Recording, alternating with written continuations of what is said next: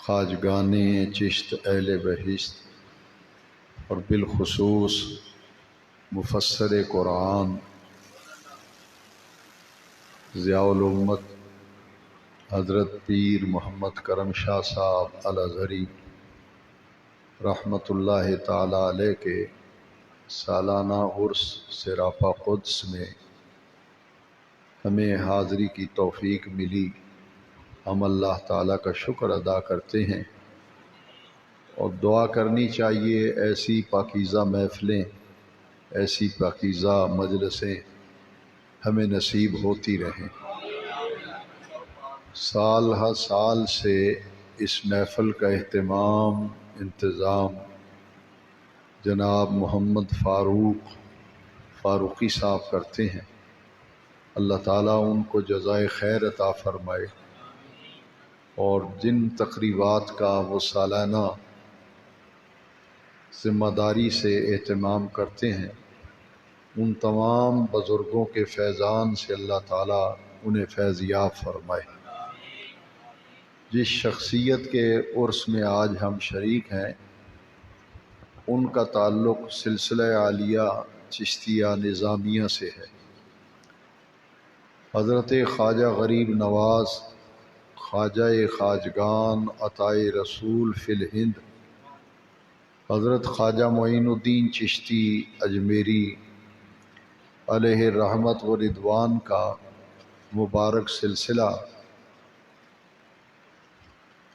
حضرت خواجہ قطب الدین بختیار کاکی رحمۃ اللہ تعالی علیہ کے عظیم خلفاء میں سے حضرت بابا فرید الدین گنج شکر رحمۃ اللہ تعالی علیہ آپ کی ذات گرامی ہے۔ حضرت بابا فرید صاحب گنج شکر رحمۃ اللہ علیہ کے دو بڑے ہی اونچے درجے کے اللہ کے ولیوں میں سے آپ کے مرید تھے بابا فرید صاحب کے۔ ایک حضرت خواجہ نظام الدین اولیاء دہلوی اور دوسرے مرید تھے حضرت مخدوم علاء الدین صابر کلیری رحمۃ اللہ علیہ۔ یہ دونوں شخصیتیں ان کے مزار شریف ہندوستان میں ہیں۔ حضرت خواجہ نظام الدین اولیاء دہلوی، ان کا مزار شریف دہلی کے اندر ہے، اور صابر پیا حضرت مخدوم علاء الدین، ان کا مزار شریف کلیر شریف میں ہے۔ یہاں دو شاخیں سلسلہ چشتیہ کی، تصوف کی دو نہریں پھر الگ الگ جاری ہوئیں۔ حضرت خواجہ نظام الدین اولیاء دہلوی سے جو سلسلہ چلا وہ چشتی نظامی کہلاتے ہیں، چشتی نظامی۔ اور حضرت مخدوم علاء الدین صابر کلیری سے جو سلسلہ چشتیہ آگے چلا، اس سلسلے کو سلسلہ چشتیہ صابریہ کہتے ہیں۔ چشتی نظامی اور چشتی صابری یہ حضرت بابا فرید صاحب پر جا کے جمع ہو جاتے ہیں۔ حاجی خواجہ قطب فرید یا فرید، آپ اندازہ فرمائیں کہ بابا فرید صاحب کا کیا مقام ہوگا، جن کے دو مرید ایسے ہیں کہ جن سے بڑی نہریں تصوف کی روحانیت کی چلی۔ ایک سلسلہ چشتیہ نظامیہ، ایک سلسلہ چشتیہ صابریہ۔ الحمدللہ اللہ رب العزت کا یہ خاص لطف و کرم ہے کہ حضرت محدث اعظم مولانا محمد سردار احمد صاحب چشتی صابری قادری رضوی رحمۃ اللہ علیہ، آپ چشتی صابری ہیں، اور جن کے عرس میں آج ہم بیٹھے ہیں وہ چشتی نظامی ہیں۔ الحمدللہ ان تمام سلاسل کا سنگم ہے۔ حضرت محدث ابدالوی رحمۃ اللہ علیہ اپنے پیر و مرشد کی طرف سے چشتی نظامی ہیں، اور اپنے استاذ گرامی کی طرف سے چشتی صابری ہیں۔ تو یہ اس عاجز سے جو لوگ بیت ہیں ان کے پاس بھی دونوں سلسلوں کا نہیں بلکہ 3 سلسلوں کا فیض۔ ایک سرکار غوث اعظم شہنشاہ بغداد پیران پیر دستگیر، آپ کا سلسلہ قادریہ، اور میرے والد گرامی کے پیر و مرشد وہ چشتی نظامی ہیں، اور جن سے خلافت ہے اور جن کے آپ شاگرد ہیں، تلمیذ رشید ہیں محدث اعظم علیہ رحمہ، وہ چشتی صابری ہیں۔ تو یہ سنگم ہے خلفاء کے، ان فیوز و برکات پھر آپ کے سب مریدوں میں چلتے ہیں۔ اسی طرح بہت سارے اولیاء اللہ ایسے ہیں جو نقش بندی سلسلے میں ہیں، سوروردی میں ہیں، قادری میں ہیں، چشتی میں ہیں، تو یہ سارے سلسلے پھر جمع ہو جاتے ہیں سرکار غوث اعظم پہ رضی اللہ عنہ۔ ہر نقش بندی جو ہے وہ نقش بندی بھی ہے اور قادری بھی ہے، ہر سوروردی وہ سوروردی بھی ہے اور قادری بھی ہے، ہر چشتی چشتی بھی ہے اور قادری بھی ہے، کیونکہ ان تمام سلاسل کے پاس جو فیضان ہے وہ بغداد شریف سے آ رہا ہے۔ حضرت غوث الاعظم شہنشاہ بغداد پیران پیر دستگیر سیدنا عبد القادر جیلانی رضی اللہ تعالیٰ سے، تو یہ روحانی سلسلے ہیں، یہ نہریں ہیں، جیسے ایک ہیڈ ہوتا ہے نا، اس کا پھر آگے نہریں نکلتی ہیں، مرکز سب کا ایک ہے، مرکز سب کا ایک ہے، اور باقی یہ سلسلے ہیں۔ تو یہ ان سلسلوں سے وابستہ ہونا اللہ کی خاص عطا ہے۔ یہ روحانی سلسلے ہیں، تصوف کے، طریقت کے، معرفت کے۔ یہ وہ لوگ ہیں جنہوں نے اپنے من کو مارا اور اپنے باطن کی اور قلب کی اصلاح کی۔ 2 چیزیں انہیں اپنے پیر کی صحبت سے ملتی ہیں، ایک تصفیہ قلب اور ایک تزکیہ نفس۔ جس بندے کو اپنے مرشد کامل کی صحبت سے، ان کے فیض سے تزکیہ نفس مل جائے یا تصفیہ قلب مل جائے تو وہ روحانیت میں پھر آگے منزلیں طے کرنا شروع کر دیتا ہے۔ لیکن آج کل مرید اس طرف آتے نہیں، وہ صرف بیعت ہو جاتے ہیں، کہہ دیا کہ میں فلاں کا مرید ہوں، بات ختم ہو گئی۔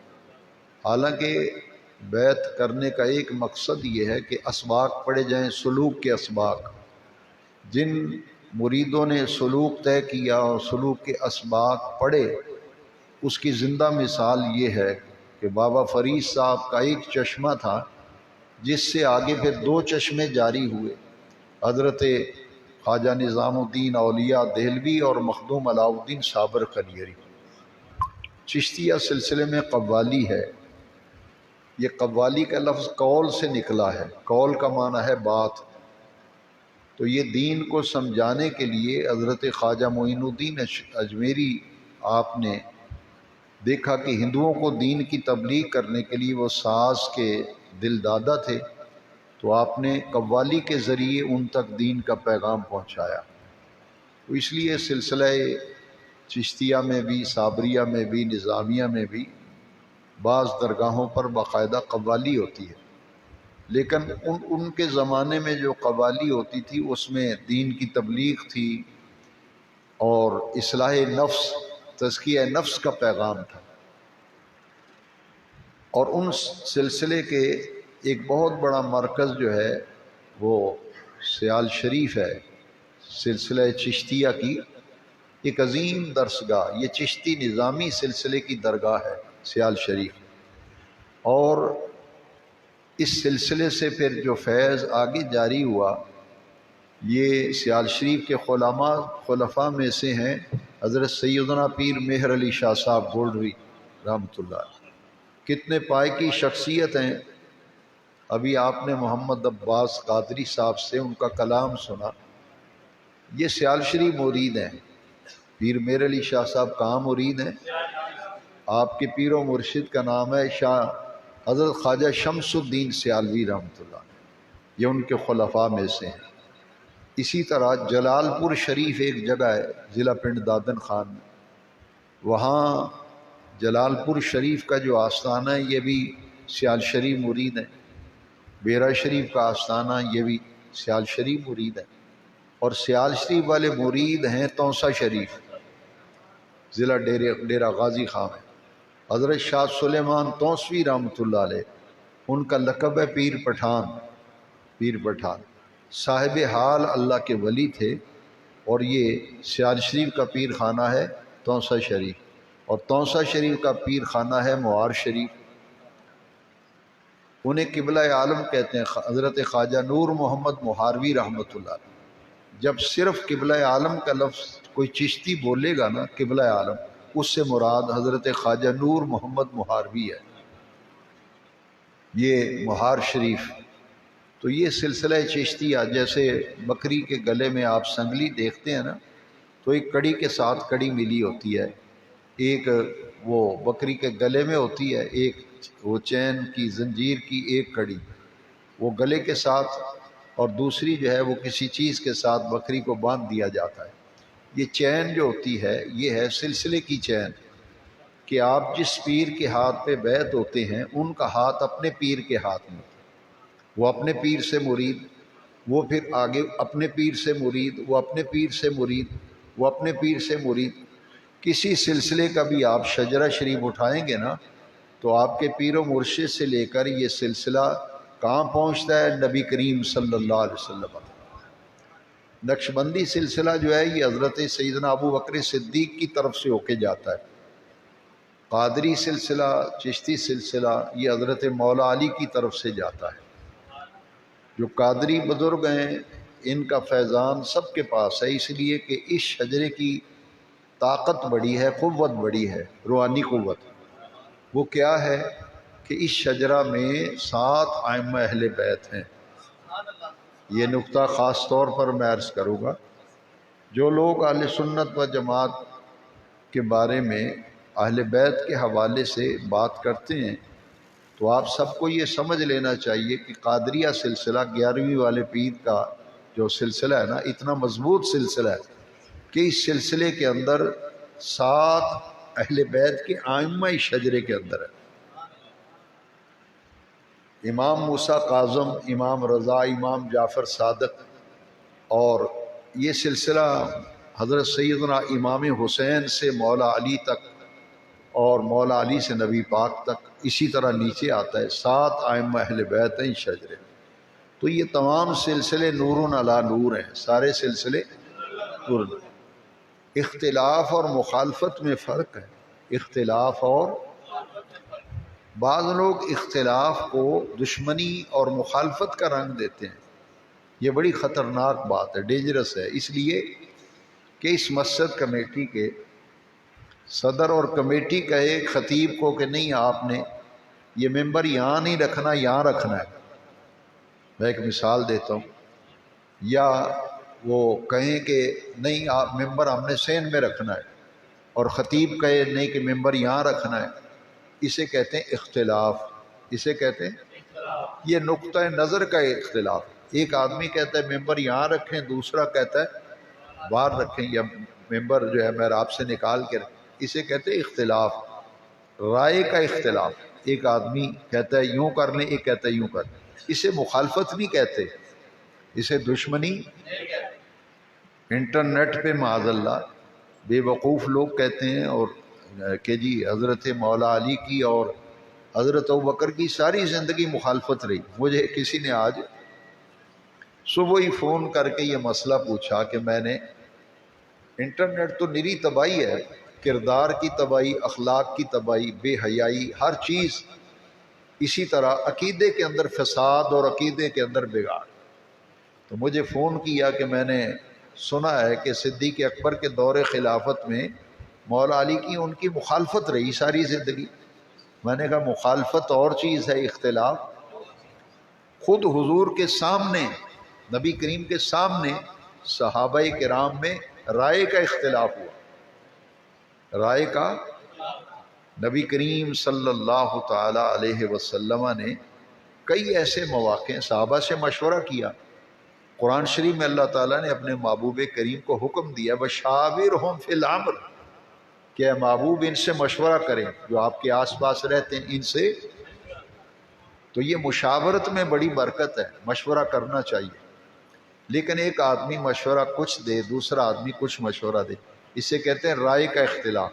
اس کا یہ مطلب نہیں وہ ایک دوسرے کے دشمن ہیں، یہ بے وقوفانہ بات ہے، مخالفت نہیں رہی سارا سال.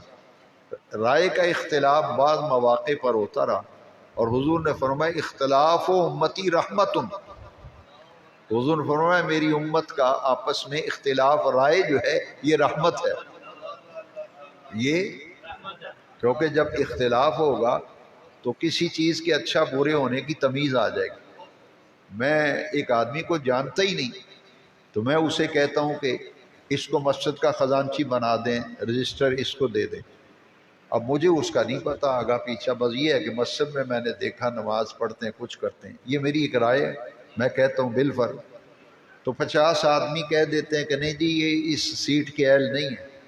یہ ٹھیک ہے دیکھنے میں صحیح نظر آتا ہے لیکن لین دین کا صاف نہیں. اسے کہتے ہیں اختلاف رائے. اس کا یہ مطلب نہیں کہ وہ میرے دشمن ہو گئے میں ان کا دشمن ہو گیا. ممبر اندر باہر رکھنے سے نہ کمیٹی میری دشمن ہوئی ہے نہ میں ان کا دشمن ہوں. تو جہاں جہاں ایسی بات ہوتی اسے کہتے ہیں اختلاف رائے. اپنے گھر میں دیکھ لیں، بیوی کہتی ہے شادی پہ جانا ہے اور بچوں میں سے فلاں فلاں کو لے کے جانا ہے، اور خامند کہتا ہے نہیں تو کلی چل میرے نال سارے نو کدے کسیٹنا ہے. یہ کیا ہے؟ اس کا مطلب یہ نہیں کہ آپس میں دشمن ہو گئے. بھئی اللہ والو چھوٹی چھوٹی باتیں ہیں لیکن اس انٹرنیٹ نے ستیہ ناش کر دیا اور اختلاف کو کیا بنا دیا؟ مخالفت، دشمنی. نہ دشمنی ہے اللہ والو نہ مخالفت ہے. کیا میں نے آپ کو یہ حدیث نہیں سنائی کہ صحابہ کرام جب ہمارے نبی پاک کا وصال ہوا نا تو ظاہر بات ہے کہ قبر مبارک بنانا، آپ کا جنازہ، تدفین، سارے مراحل کا صحابہ نے مشورہ کیا. اور حضور کی نماز جنازہ اس طرح نہیں پڑھی گئی جس طرح مردوں کا جنازہ پڑھا جاتا. نہیں، یہاں مردے کا جنازہ امام آگے کھڑا ہوتا ہے، مقتدی پیچھے. حضور کی تو نماز جنازہ اس طرح پڑھی نہیں گئی. تو حضور کا جنازہ کیا تھا؟ 15 آدمی، کمرہ چھوٹا تھا، ایک دروازے سے 15-20 آدمی جاتے تھے اور ہاتھ باندھ کر نبی پاک پر درود شریف پڑھتے تھے، دوسرے دروازے سے نکل جاتے تھے. حضور کے جنازے میں یہ دعا نہیں مانگی گئی اللہم اغفر لحینا و میتنا، یہ نہیں پڑھی گئی. ایک ہی جنازے میں صحابہ آتے تھے اور درود شریف پڑھتے دوسرے راستے سے نکل جاتے. اب جب حضور کا وصال ہوا تو مسئلہ یہ ہوا کہ قبر کہاں بنائی جائے. صحابہ مشورہ کر رہے ہیں. ایک صحابی کہتے ہیں کہ حضور کا آبائی وطن ہے مکہ شریف اور وہاں اللہ کا گھر ہے، حضور کی قبر مکہ شریف میں بناتے ہیں، حضور کو وہاں لے جاتے ہیں اور حضور کا مزار شریف وہاں بنائیں گے. بعض صحابہ نے کہا کہ نہیں، بیت المقدس، مسجد اقصیٰ، مسجد اقصیٰ کے آس پاس ہزاروں انبیاء کی قبریں ہیں، مزارات ہیں. ایک تجویز صحابہ کی یہ تھی کہ حضور کو مسجد اقصیٰ لے جایا جائے، فلسطین میں، وہاں آپ کی تدفین ہو، آپ کا روضہ پاک وہاں بنایا جائے. کچھ صحابہ نے کہا کہ نہیں، یہ جبل احد جو ہے جس کے قریب حضرت سیدنا امیر حمزہ کی قبر ہے نا، جنہوں نے زیارت کی، الحمدللہ، صحابہ نے کہا کہ اس میدان میں حضور کی روضہ مبارک بناتے ہیں، کھلی جگہ ہے. جب سب نے اپنی اپنی رائے دے دی. یہ اختلاف رائے ہے یا نہیں ہے؟ جی ہے، بالکل اختلاف رائے. اس کا یہ مطلب ہے کہ وہ دشمن تھے؟ نہیں جی نہیں، بالکل نہیں. رائے دی تھی کہ اس طرح کر لیا جائے. جب سب نے رائے دے دی حضرت سیدنا ابوبکر صدیق کھڑے ہوئے، فرمایا تم سب نے اپنی رائے دے دی ہے، میں نے ساری رائے سنی ہے، ہر ایک کی رائے سنی، لیکن میری بھی بات سن لو، پھر جیسے تم کہو گے ویسے کر لیں گے. بہت خوب، بہت خوب. جی میں آنکھوں کے پھر کر لیں گے. سلامت رہے سرکار، سلامت میں رہے. آنکھوں کے کر لیں گے. میری کو تھوڑے نا ضد ہے. کیا کہ تو حضرت صدیق اکبر کھڑے ہوئے تو انہوں نے پتہ کیا کہا؟ انہوں نے کہا کام وہ جڑا تساں کہنا تے ہونا ہے مشورے نال، پر میری سنو، سمیت رسول اللہ صلی اللہ علیہ وسلم، میں نبی پاک کو اپنے کنی سنیا ہے. اللہ حضور نے فرمایا جتھے اللہ دے نبی دا وصال ادھر اوتھی قبر بنا. اللہ اللہ اکبر، اللہ اکبر. بات کتنی پیاری ہے. جی سمجھ آئی ہے؟ الحمدللہ، سبحان اللہ حضور. اگلی بھی گئی ہے. الحمدللہ سمجھ آئی ہے. اللہ واسطے کچھ سیکھا کرو، یاد یہ باتیں پھر نہیں ملتی کہیں، سمجھو سیکھو. جب یہ صدیق اکبر نے بات کی تو سب صحابہ نے پتہ کیا کہا؟ انہوں نے کہا کہ ساری رائے ختم. اللہ اللہ صدیق اکبر نے کہا ہے اس پر عمل ہوگا کیونکہ حضور نے خود فرمایا. اللہ حضور نے نبی کا مثال ہوتا ہے وہی ان کی خبر بنی. سبحان لہٰذا ایک چھوٹا سا پلنگ تھا سادہ سا جس پر حضور کا مثال ہوا اسی پر حضور لیٹتے تھے. جی اس بالکل پلنگ جہاں تھا وہی حضور کی قبر اکبر بنی.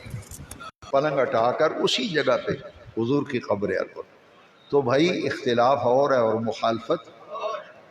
ایک آدمی کہے کہ کراچی جہاز پہ جانا ہے اور بیوی کہے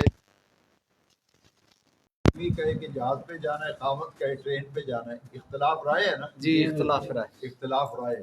اس کا یہ مطلب نہیں وہ دشمن ہو گئے. جی بھائی اللہ کے بندو تم نے اختلاف کو مخالفت کر دیا ہے. جی جی لہٰذا صحیح. یہ دل صاف کرو. صحابہ کے بارے میں دل صاف کرو. بہت خوب. اہل بیت کے بارے میں دل صاف صاف کرو. کرو. کسی کلم پہ کسی ان پڑھ کلین شیو ان پڑھ بندہ جس کو نہ دین کا پتہ نہ قرآن کا پتہ وہ اپنے ڈبوسلے چلا رہا ہے. مجھے بڑا دکھ ہوا. میں نے کہا میں آج جمعے کے بعد چونکہ عرس شریف ہے اس میں وضاحت کر دوں ماشاءاللہ. کہ اختلاف اور ہے مخالفت اور ہے. اختلاف رائے تو ہوا ہے. خود نبی کریم صلی اللہ علیہ وسلم نے صحابہ سے جب مشورہ کیا جی تو جیسے غزوہ احد پہ حضور نکل رہے تھے جی جی بہت سے صحابہ نے کہا کہ حضور یہاں شہر کے اندر رہتے ہیں باہر جا کے جنگ نہیں کرتے. اگر مدینہ شریف پر حملہ ہوا تو ہم جا کر باہر لڑیں گے. حضور نے بھی اس رائے کو پسند کیا. حضور نے بھی اس رائے کو, لیکن جو صحابہ کرام جوان تھے نا وہ کھڑے ہو گئے. حضور کی رائے بھی یہی تھی کہ شہر کے اندر رہتے اگر حملہ ہوگا تو دفاع کریں گے. لیکن انہوں نے کہا حضور اگر ہم اندر رہ گئے تو انہوں نے کہنا اے ہن بزدل ہو گئے نے, انہاں دے وچ لڑن دی ہمت نہیں رہی. تو حضور اس لیے اگر معافی مانگتے ہیں اجازت دیں تو باہر نکل کے نہ لڑے. حضور نے فرمایا چلو جس طرح یہ کہتے ہیں نا اس طرح کر لیتے ہیں. بھائی اختلاف اور ہے اللہ والو مخالفت, بس اتنی سی بات ہے سمجھے.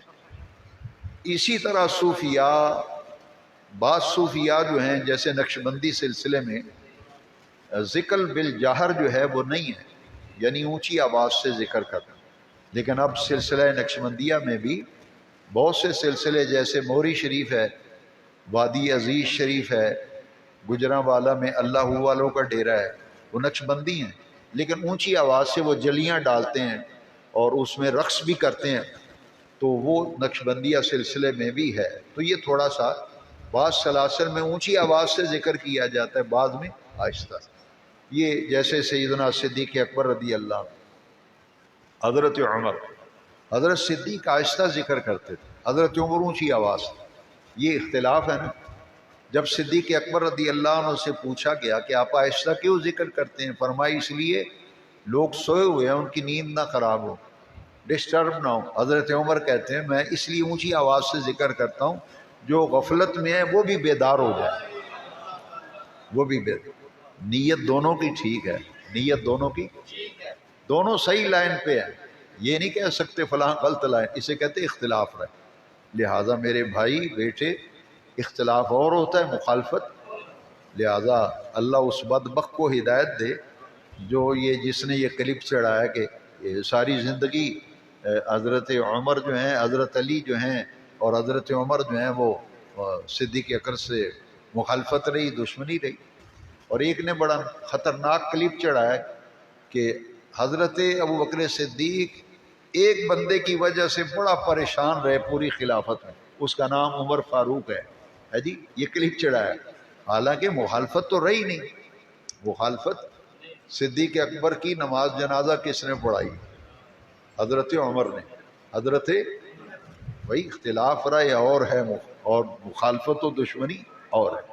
یہ اللہ والوں کے چارے سلسلے ہم نے اسے ایک دوسرے کا دشمن بنا لیا, ہم نے ایسی فضا بنا دی ہے جی. نقشبندی ہے وہ چشتی کو ایسے جیسے کھا جائے گا, قادری جو ہے وہ ایسے ہے جیسے سوروردی کو کھا جائے گا, سوروردی جو ہے وہ ایسے جیسے, وہی سب اللہ والے ہیں. یہ کیا عداوت و دشمنی یہ اس لیے ہے, یہ ہے کہ چار نہریں ہیں, چاروں نہریں صاف پانی شفاف جس میں سے جی چاہے پانی پیو. یہ اللہ کے دین کی تبلیغ کے یہ سلاسل ہیں لہذا جس سلسلے میں بھی آپ بیعت ہے وہ نور علی نور ہے، وہ نور، کسی کے بارے میں ایسا وہم نہیں آنا چاہیے۔ جس شخصیت کے عرس میں ہم آئے ہیں، حضرت پیر محمد کرم شاہ صاحب الازہری رحمۃ، انہوں نے ساری زندگی یہ درس دیا، فرماتے تھے ہر عالم دین کا احترام کرو، ہر عالم دین کا احترام کرو، اور اسی طرح تمام سلاسل کا احترام۔ فرماتے تھے جہاں بھی کوئی بزرگ ملے اس سے دعا کرایا کرو، اس سے آپ کسی سلسلے میں بھی بزرگ بیعت ہیں، اگر کسی اور سلسلے کے بزرگ سے ملاقات ہوتی ہے ان کا احترام کریں، ان کا ادب کریں، محبت کی نگاہوں سے دیکھیں، ان سے دعا کرائیں، کیونکہ اللہ والوں کی مجلس میں جو بیٹھ جاتا ہے وہ بدبخت بھی ہو تو اللہ اسے نیک بخت بناتا ہے۔ بخاری شریف کی حدیث ہے لا یشکا جلیسہم، صرف ان کے پاس بیٹھنے والا وہ بدبخت ہو تو بدبخت نہیں رہتا، نیک بخت ہو جاتا ہے، کیونکہ جب صحبت میں بیٹھے گا واپس نہیں آیا، وہیں بیٹھا ہے لنڈن میں، یہاں سے بھاگ گیا، اس نے وہاں جا کے مرکز بنا لیا، اور وہ دوسرے ملکوں میں جا کر کہتے تھے کہ پاکستان میں ہم کلمہ پڑھتے ہیں، نماز پڑھتے ہیں، اذان پڑھتے ہیں، یہ وہاں ہمیں مسلم تھے، ان میں انہوں نے اپنا کیس دائر کیا کہ جی ہم مسلمان ہیں، قادیانیوں مرزائیوں نے یہ ہمیں مسلمان نہیں مانتے، نہ اپنے آپ کو مسلمان کہنے دیتے ہیں۔ اب جو آدمی مسلمان ہی نہیں ہے اس کو سمجھانا ذرا مشکل ہوگا نا، تو گورنمنٹ نے پورے پاکستان کے علماء پہ نظر دوڑائی کہ یہ مقدمہ کون اچھے طریقے سے لڑ سکتا ہے، تو انہوں نے پھر تمام مکاتب فکر کے علماء کے اتفاق سے حضرت ضیاء الامت رحمۃ اللہ علیہ کو جنیوا بھیجا تھا، گورنمنٹ کے نمائندہ بن کے جنیوا گئے تھے، وہاں کئی دن آپ کو رہنا پڑا اور کئی دن تک آپ یہ وہاں دلائل دیتے رہے، اور دلائل کی بنیاد پر انہوں نے تسلیم کیا کہ پیر محمد کرم شاہ نے جو دلائل دیے ہیں ہم ان دلائل سے اتفاق کرتے ہیں، پاکستان کی اسمبلی نے جو فیصلہ کیا ہے صحیح فیصلہ ہے۔ ان میں سے ایک چھوٹا سا نقطہ میں بیان کرتا ہوں جو پیر صاحب نے وہاں عدالت میں بیان کیا۔ آپ نے فرمایا کہ عیسائی جو ہیں وہ ہمارے نبی کریم کو نہیں مانتے، آپ کو پتہ ہے اس بات کا؟ کوئی عیسائی ہمارے نبی پاک کو، کوئی یہودی میرے نبی پاک کو نہیں مانتا نا، لیکن آپ مسلمان ہیں، آپ حضرت عیسیٰ کو مانتے ہیں یا نہیں؟ حضرت موسیٰ کو مانتے ہیں یا نہیں؟ یہودی کہتے ہیں ہم حضرت موسیٰ کے ماننے والے ہیں، حضور کا انکار کرتے ہیں، نبی پاک کو نہیں مانتے۔ عیسائی حضرت عیسیٰ کو ماننے کا دعویٰ کرتے ہیں لیکن ہمارے نبی پاک کو نہیں مانتے۔ پیر صاحب نے یہ خصوصیت بیان کی، فرمایا ہم مسلمان ہیں، اور ہم مسلمان جو ہیں بحمد اللہ تعالی حضرت عیسیٰ کو بھی مانتے ہیں، حضرت موسیٰ کو بھی۔ فرمایا کوئی یہودی ہمیں اپنے آپ کو یہودی کہنے دے گا؟ آپ حضور کے امتی ہو اور آپ کہیں کہ میں حضرت موسیٰ کو مانتا ہوں، کہا کہ یہودی تو ہم ہیں، آپ تو محمد کو مانتے ہیں صلی اللہ علیہ وسلم، ان کا کلمہ پڑھتے ہیں، تو آپ کیسے کہلا سکتے ہو؟ اور عیسائی جو ہیں وہ حضرت عیسیٰ کو مانتے ہیں، ہمارے نبی پاک کو نہیں مانتے۔ فرمایا ہم مسلمان حضرت آدم سے لے کے حضرت عیسیٰ تک 1.25 لاکھ نبیوں کو مانتے ہیں، 1.25 لاکھ نبیوں کو مانتے ہیں۔ جیسے آپ سب جانتے ہیں کہ آپ حضرت عیسیٰ علیہ السلام کا جب بھی نام آئے گا آپ کہیں گے حضرت عیسیٰ علیہ السلام، حضرت موسیٰ علیہ السلام، ادب سے نام لیں گے، اور تمام نبیوں پر ایمان لانا ایمان کی صفات میں ہے، بے شک تمام نبیوں پر ایمان لائے بغیر بندہ مومن نہیں ہو سکتا، تمام آسمانی کتابوں پر ایمان لائے بغیر بندہ مومن نہیں ہو سکتا۔ لہذا آپ تورات کے بارے میں آپ کا کیا عقیدہ ہے کہ یہ اللہ کا کلام ہے یا نہیں؟ کلام، لیکن اس کے اندر اب تبدیلی کر دی گئی۔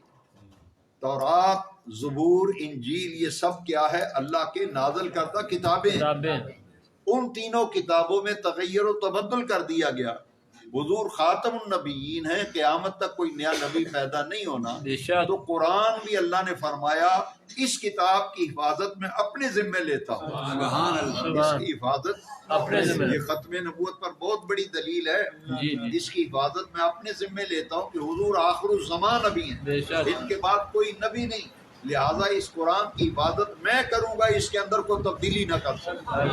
सुभान अल्लाह। लिहाजा इतने फिरके होने के बावजूद कुरान के अंदर कोई तब्दीली नहीं। ये हुजूर के आखिरी नबी होने की दलील। बहुत सुभान। पीर साहब ने फरमाया कि ये मिर्ज़ई जो है ये कहते हैं कि हम हमारा नबी ईसा हज़रत हम मिर्ज़ा कादियानी है और उसको ये नबी मानते हैं कादियानी, जैसे गुलाम कादियानी को कहते हैं नबी हमारा।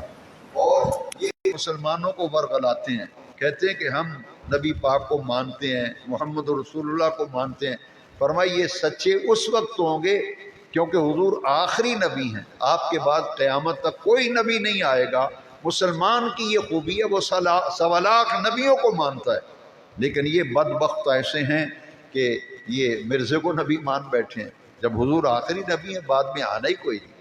तो जब ये दलाइल दिए ना पीर साहब ने, फरमाया जो सच्चे नबी हैं उन्हें सबको हम मानते हैं।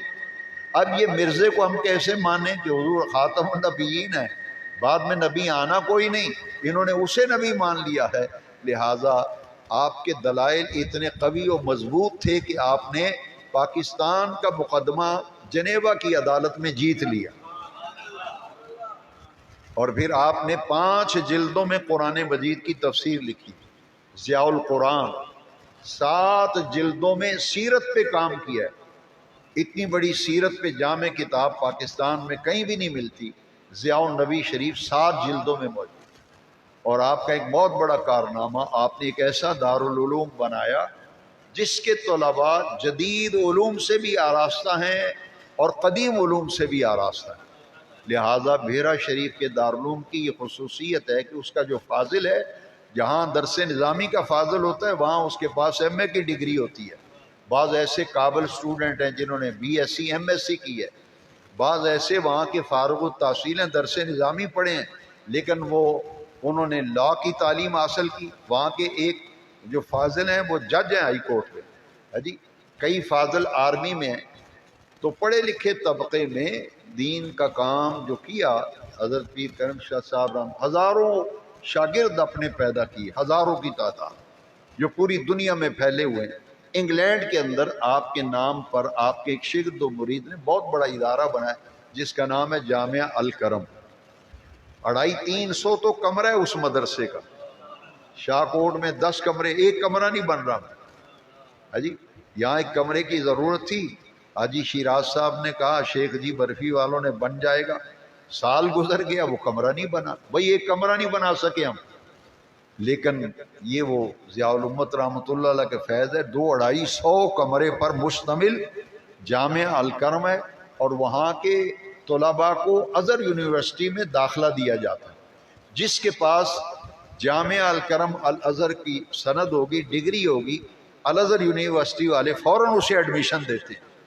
और हर साल बेरा शरीफ के फाजिल पीर साहब के इदारे के 5 तलबा हर साल उनका कोटा है दारुल उलूम का कि मिस्र यूनिवर्सिटी के अंदर यहाँ से 5 फाजिल उलमा जाते हैं। जो आलिम दीन मिस्र के पढ़ के आता है उसके नाम लिखा जाता है अल अज़हरी, अल अज़हर यूनिवर्सिटी का फाजिल। आज यहाँ आपको और अभी किताबें तोहफे में उर्स में मिलेंगी। मैंने रिसाला भी तकसीम करवाया है, जिन लोगों ने ले लिया है वो इसका मुताला करें, और जिनको नहीं मिला वो मस्जिद के दफ्तर से रब्ता करके एक एक रिसाला ले लें, जान रहमत। उसमें मैंने 1974 में सितंबर में असम्बली में कादियानियों को जो गैर मुस्लिम अक़लियत करार दिया गया, उसमें उस वक्त MN थे अल्लामा अब्दुल मुस्तफ़ा अल अज़हरी, वो सदर शरिया के साहबजादे हैं जिन्होंने बारे शरीयत लिखी। उनकी तकरीर हुई थी बतौर MN असम्बली में कि ख़त्म नबूवत का अकीदा क्या है, मिर्ज़ई मुर्तद क्यों हैं, काफिर क्यों हैं, इनको गैर मुस्लिम अक़लियत करार देना क्यों ज़रूरी। उन्होंने असम्बली में जो तकरीर की थी वो पूरी की पूरी तकरीर जो है मैंने इस रिसाले में छाप दी। एक तो जितने मेरे पीर भाई हैं, दोस्त हैं, या पीर भाई नहीं हैं लेकिन मोहब्बत करते हैं, उनसे मैं गुजारिश करूँगा कि एक किताब अपने घर में ज़रूर रखें। ایک کتاب ضرور رکھیں. میں نے 280 صفحے پر جان رحمت کا ختم نبوت نمبر شائع کیا ہے. ایک ورق کوئی کتاب نہیں لکھ سکا، اور باتیں کرنے کو سب تیز ہیں. بھائی 280 صفحات پر 280 صفحات پر ختم نبوت کا مسئلہ، قادیانیوں کے سوالوں کا جواب، مرزا نبی کیسے بنا، انگریز کا خود کاشتہ پودا ہے، انگریز نے اسے کیسے نبی بنایا. وہ کتاب پڑھو، تمہاری آنکھیں کھل جائیں، پھر تم دیکھو کھجور علی مسجد میں کیا کام ہو رہا ہے. تمہارے پاس لڑائی جھگڑے کے سوا کچھ نہیں، تعمیری کام نہ کرتے ہو نہ کرنے دیتے ہو.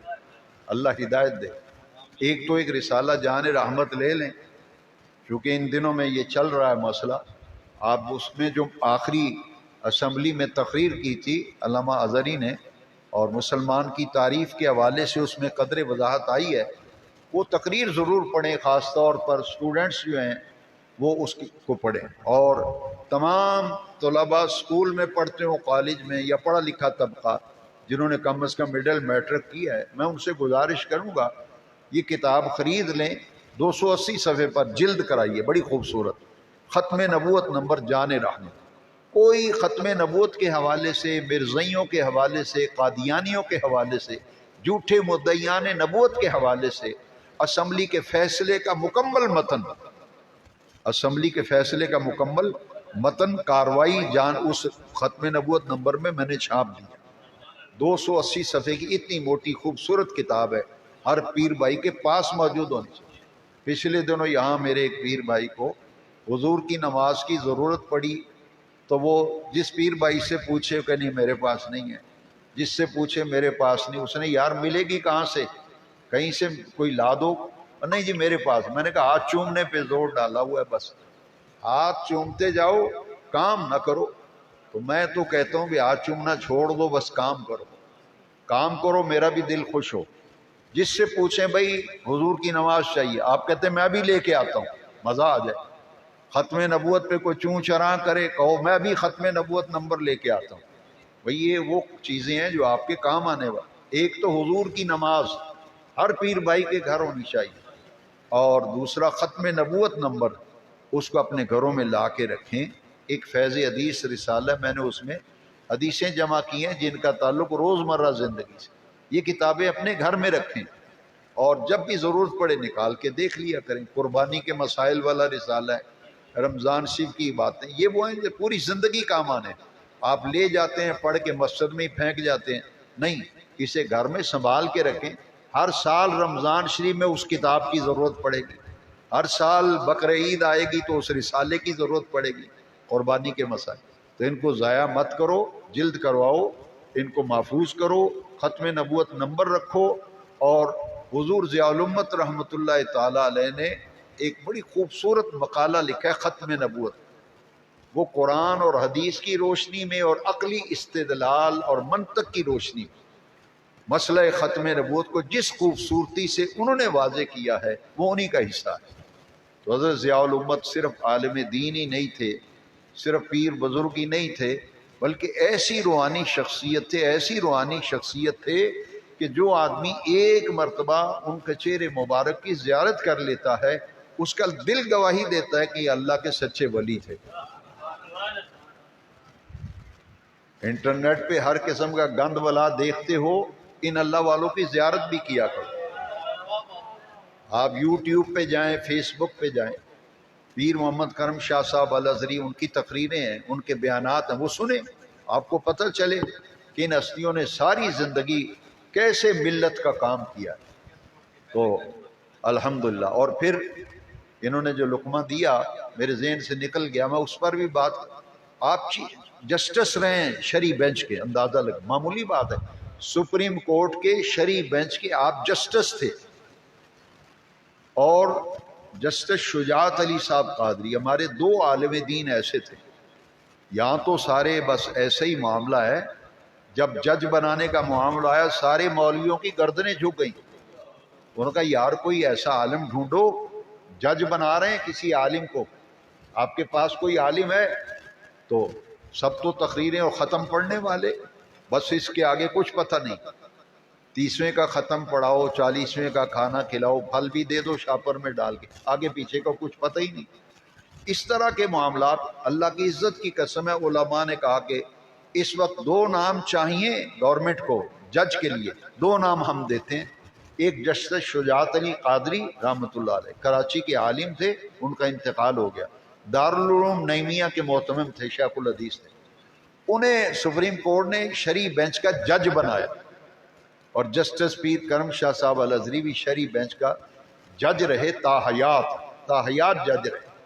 और ऐसे ऐसे फैसले किए कि जो अब अदालत में कहीं केस लगता है तो वकील उस मुकदमे के फैसले का रेफरेंस देते हैं कि फ़लाँ केस में शरी अदालत ने ये फैसला किया था। और उसमें एक ऐसे आलिम दीन थे जो देवबंद मकतब फ़िक्र के हैं, चोटी के आलिम है, देवबंदियों के आज भी ज़िंदा हैं, जस्टिस तकी उस्मानी, मशहूर आदमी हैं, उन्हें हर कोई जानता है।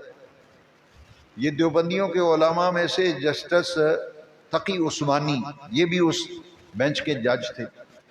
एक मलक गुलाम अली थे, मौलाना मौदूदी के साथी थे, वो भी शरी बेंच के जज थे।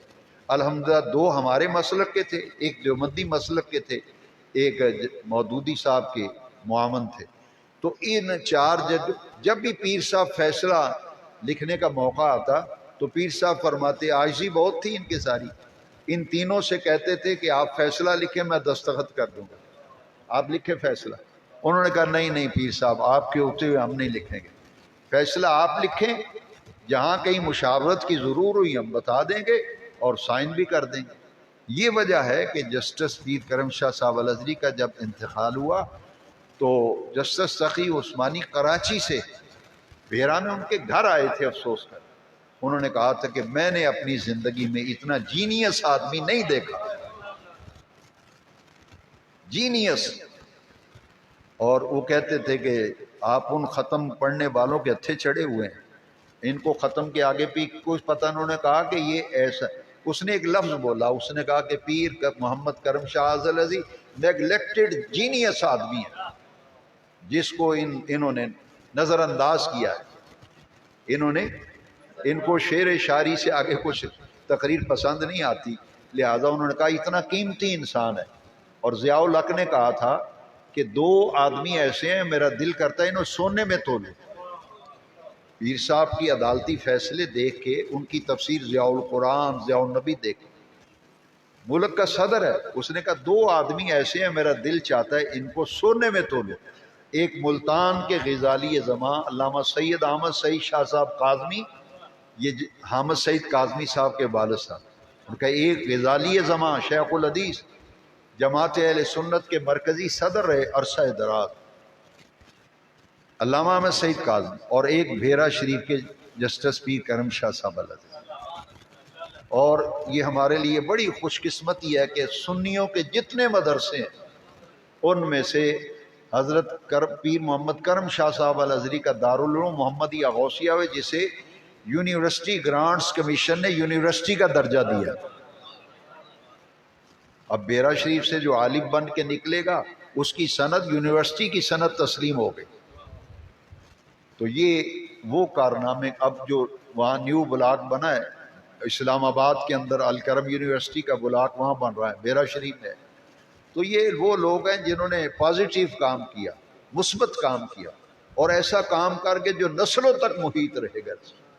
आपकी करामतें बहुत हैं, लेकिन मैं करामतों की बजाय उनका जो दीनी खिदमात है, काम है, उसको तरजीह देता हूँ कि ये हैं काम, ये हमारे वो आफ्ताब व महताब शख्सियात हैं जिनकी किरणों से मुल्क और बैरून मुल्क में करोड़ों आवाम और लाखों लोग उनके इस चश्मा इल्म व इरफान से फैज़याब हो रहे हैं। अल्हम्दुलिल्लाह मेरी दुआ है कि मोहम्मद फ़ारूक़ी साहब को अल्लाह ताला जज़ाए खैर दे। वो ये तकरीब हर साल मुनक़िद करते हैं, कुछ बातें दीनी करने का मौका मिल जाता है। वो आपके जो जानशीन हैं हज़रत पीर मोहम्मद अमीन लसनाद शाह साहब क़िबला यहाँ तशरीफ़ लाए हुए हैं। मेरे वालिद साहब रहमतुल्लाह अलैह के उर्स में आए थे, जुमे में तकरीर भी की थी। आप जामिया उम्मुल कुरा के फारुक़ तहसील हैं, मक्का यूनिवर्सिटी। पीर साहब फरमाते थे मिंबर पे बैठने वाला आलिम जो है उसके पास ऑक्सफोर्ड की डिग्री होनी चाहिए, आला دنیاوی تعلیم بھی ہو، دینی تعلیم بھی ہو، پھر وہ دین کو جیسے پیش کرے گا وہ بڑا ہی مثبت طریقہ ہوگا۔ تو یہ شخصیات ہمارے سر کا تاج ہیں، اور آپ کا عرس مبارک 18، 19، 20 محرم کو بیرا شریف میں منعقد ہوتا ہے۔ ابھی ان کا عرس ختم ہوا ہے پچھلے ہفتے کو، تو وہاں ہزاروں کی تعداد میں عاشقان رسول جاتے ہیں، مزار شریف پہ حاضری دیتے ہیں، ان کا ادارہ دیکھتے ہیں۔ میں 3 سال، اور بیٹا شاہی قلعے میں اذیتیں برداشت کر رہا ہے۔ مجھے بتایا کہ میرے اوپر رات کو سانپ چھوڑتے تھے، سانپ ان کے کمرے میں چھوڑ دیتے تھے، اذیت دیتے تھے، مینٹل ٹارچر کرتے تھے، اور ان سے کہا گیا کہ آپ کے گھر کے حالات اچھے نہیں، تو آپ ایسا کریں معافی نامہ لکھ دیں، آپ کو اسی وقت رہا کر دیں۔ تو آپ نے فرمایا لکھنے والے بھی لعنت اور لکھوانے والے پہ بھی لعنت۔ انہوں نے کہا میں تو، مجھے 6 مہینے 3 سال سزا دی ہے، میں تو پوری زندگی لے کے آیا تھا، میں تو پوری زندگی جیل میں رہنے کے لیے آیا تھا، صرف 6 مہینے سزا۔ مولانا شفیع اکاڑوی کا نام سنا ہے آپ نے؟ مولانا کوکب نورانی اکاڑوی کے والد، یہ ہیں قربانیاں دینے والے۔ دیکھ منٹ گمری جیل میں رہے، 1953 کی بات کر رہا ہوں، 1953 میں جیل میں تھے۔ آپ کے 2 چھوٹے سے بیٹے تھے، ایک بیٹے کی عمر تھی 3 سال اور ایک کی 2 سال، چھوٹے بیٹے تھے۔ منیر احمد اور صغیر احمد ان کا نام تھا، کوکب نورانی کے بڑے بھائی۔ سپرڈنٹ جیل میں آیا ان کے کمرے میں، کہتا مولانا آپ کے گھر کے حالات اچھے نہیں ہیں، آپ کے 2 بیٹے فوت ہو گئے ہیں چھوٹے، ایک منیر احمد اور ایک صغیر احمد، دونوں فوت ہو گئے، لہٰذا یہ میں کاغذ قلم لے کے آیا ہوں، آپ معافی نامہ لکھ دیں کہ آئندہ میں ایسی تقریریں نہیں کروں گا، ایسے کام نہیں کروں گا، تو میں ابھی آپ کو رہا کرتا ہوں، میں روبکار بنوا کے چھوڑتا ہوں۔ مولانا نے فرمایا کہ میں تو کاغذ قلم نہیں لوں گا اور نہ لکھوں گا، میں تو اس بات کو ٹھوکر مارتا ہوں، میری جوتی کے نوک پہ معافی نامہ، میں تو حضور کے ناموس پہ قربان ہونے کے لیے آیا۔ انہیں پھر منتقل کیا گیا جیل کے اندر، تو آپ تقریباً 18 مہینے جیل میں رہے۔ مولانا خلیل احمد قادری لاہور شاہی قلعے میں مار کھا رہے ہیں پولیس سے، اور ادھر باپ جیل میں ہے۔